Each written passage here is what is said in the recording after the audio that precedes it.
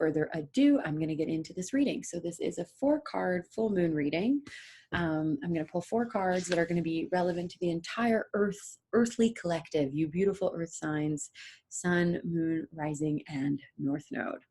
All right, so first of all, I'm going to pull a single card for the theme that's currently being illuminated, the lighthouse moment, what's currently being shown to us through this full moon. The moon is completely lit up right now, and there's something that we need to know. So what is the theme? What is the learning? What is the potential expansion for you earth signs? So I'm going to pull an animal card from my awesome Colette Baron Reid Spirit Animal deck. I just got this week. I love it so much. It's such an underrated deck.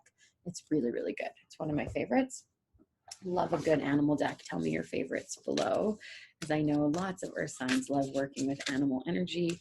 Oh wow, this is coming out really quickly. Okay, I'm going to keep shuffling. Let's see.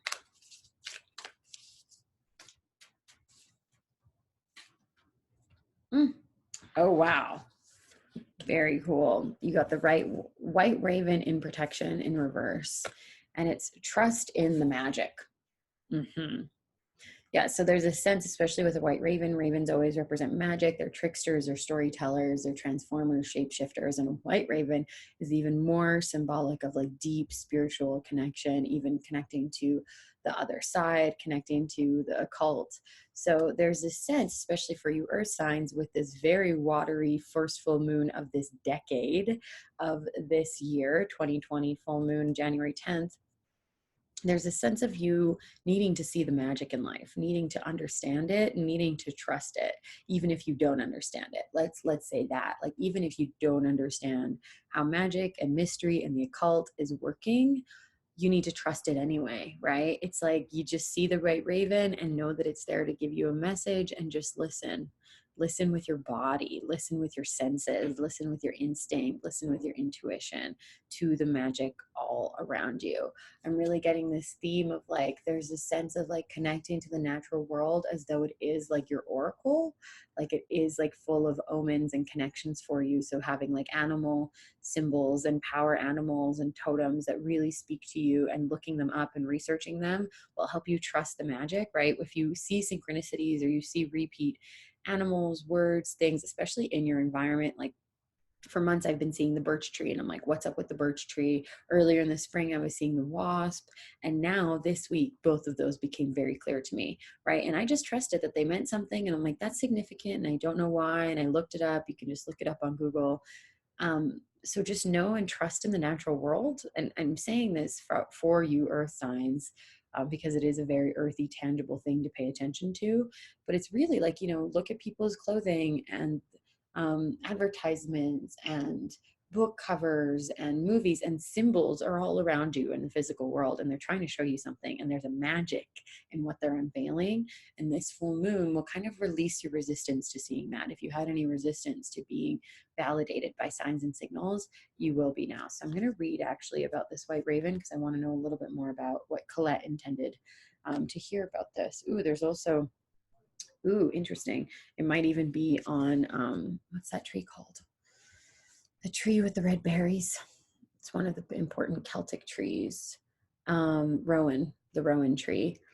It has these red berries, and it's this white tree, and red is like very significant of life, of like life force energy, groundedness, blood, like nurturing, menstrual energy. I'm even getting the sense, like for the women out there, seeing the magic in their own bleed, in their own monthly bleed and their monthly cycles. If you'd like to learn more about this, reach out to me. I provide mentorship and training on this specifically. I'm about to give out actually a free training all about your moon cycles, how to tune into them, how to see the magic in them in the day-to-day of that physical experience that we as women have. So yeah, there's that sense too. So now I'm going to read about it. I needed to give you that message, I guess. So let's dig in to Raven energy. And it is number 66.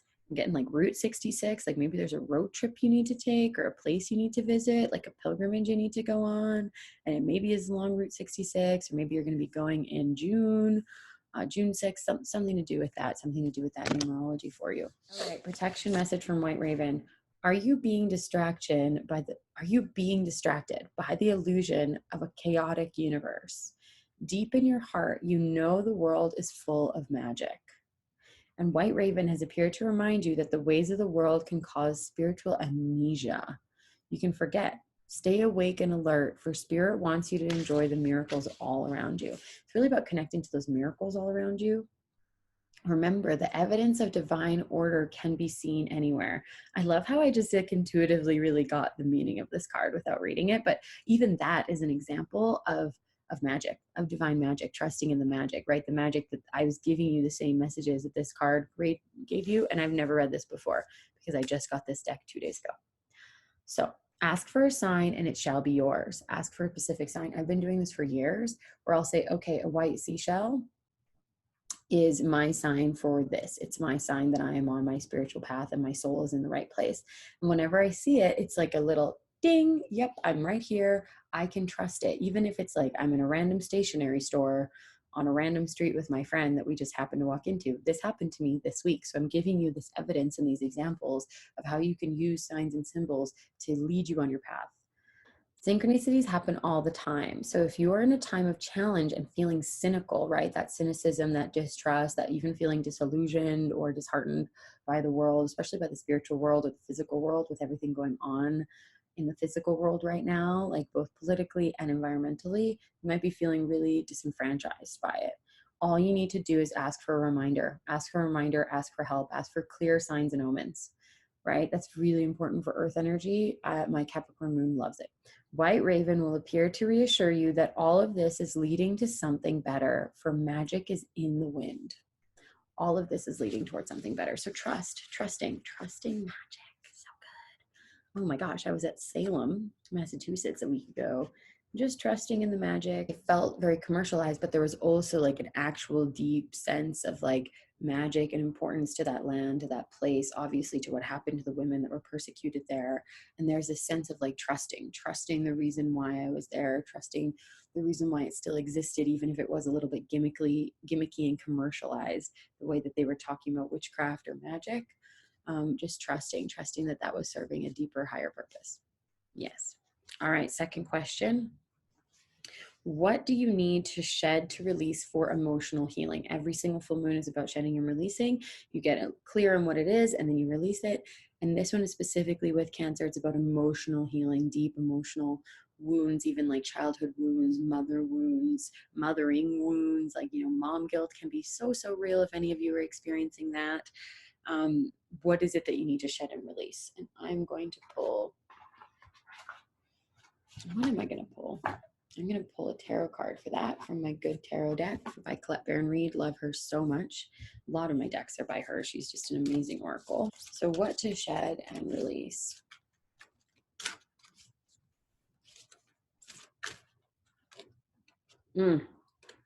Strength card in the reverse, number 8. Strength. So I get this immediately. I get like what there is for you to release is relying on your own strength alone. Like only just doing it, all you, needing to do it alone, needing to prove yourself, needing to be the one to create it, especially for my Virgos, right? Like, especially for those that are service oriented, which I'm guessing you all are, because otherwise you probably wouldn't be attracted to me or my energy or be here. So trust that. But there's this sense of like, you have been relying on your own strength, you alone, to tame the lions, right? To tame the fire and the beasts and kind of the world. It's almost like it's like you against the world. That is what you need to let go of. It's you with the world. It's you in community. Your strength comes from everything. It comes from within you and it comes from outside of you. It comes from the magic around you that you don't even understand. So it's really like releasing this need to be the only one, to do it alone, to have sacrifice, to be a martyr. I don't know why I'm getting this message so clearly. But yeah, that's what I'm getting from this. And also like, just, you know, even like being alone, if you're a single woman, like you don't need to do it alone. You don't need to prove anything. You don't need to be like, you know, you can be a feminist without having to be lonely. That sounds so intense. Like no judgments for anyone that wants to be single. It's just, if you don't want to be, if you don't want to be there, you're not proving anything by like withholding from yourself, right? By like not being in a partnership or not looking for love or not even believing that you can have it, not believing in the magic of that because you want to show that you're great on your own, right? You've already done it. We know that. We trust you. We see you. You know it. You know that you're good on your own.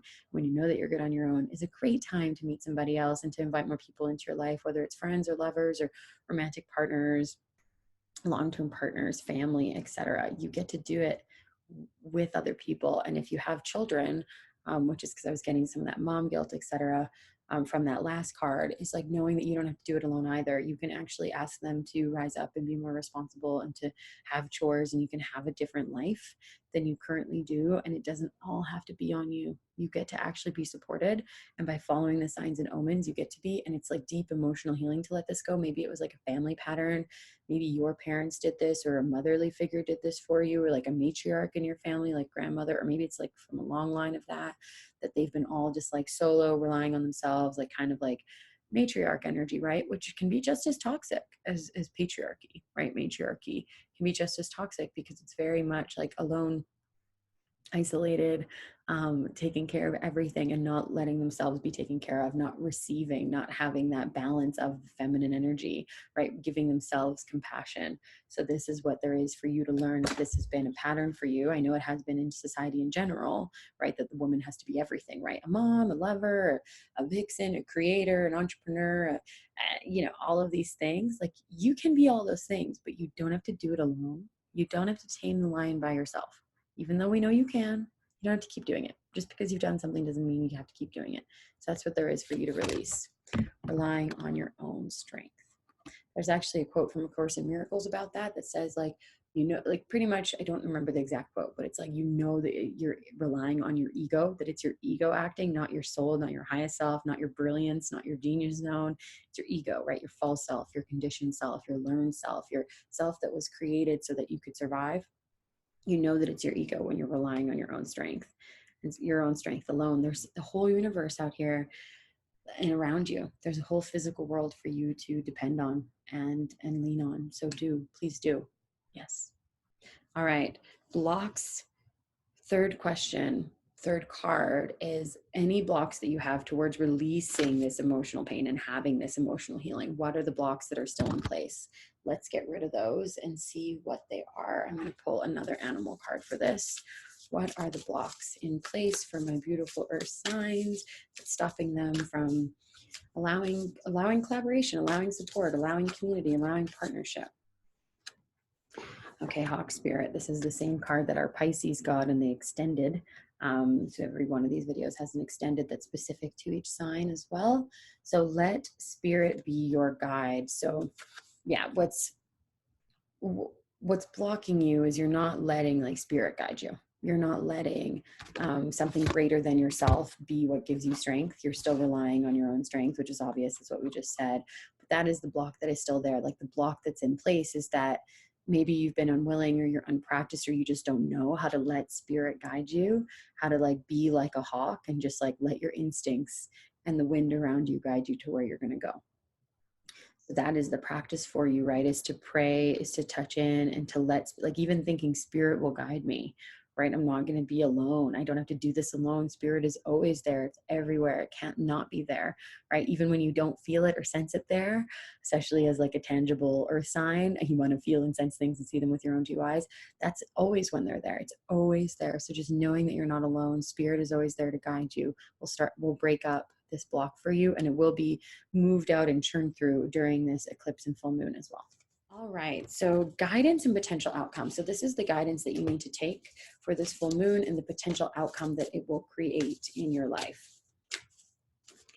Right, so if you take that guidance, this is the result. So let's see, speaking to the goddesses. Ooh. Oh my gosh, this is the exact same one we got for the water signs. Focus, Artemis, warrior goddess, like aim and point, right? Like focus on Spirit, focus on magic, focus on how you can collaborate, how you can lean on others, how you can ask for help. It's time to start. It's time to focus on yourself, right? Focus on giving to yourself, focus on being provided for, focus on nurturing yourself as well as others, giving yourself self-care and self-time. That is the guidance, and the potential outcome is that you will hit the target. You will hit your aim. You will be able to be fulfilled and be able to trust Spirit and trust life and see just so much more connection and beauty all around you. So that is what I've got for you, my beautiful earth signs. Thank you so much for joining me. Thank you for joining yourselves and for allowing for this guidance and this epic first full moon of the decade to come to you and to be with you. I love you so much. Have a beautiful day. Sat Nam.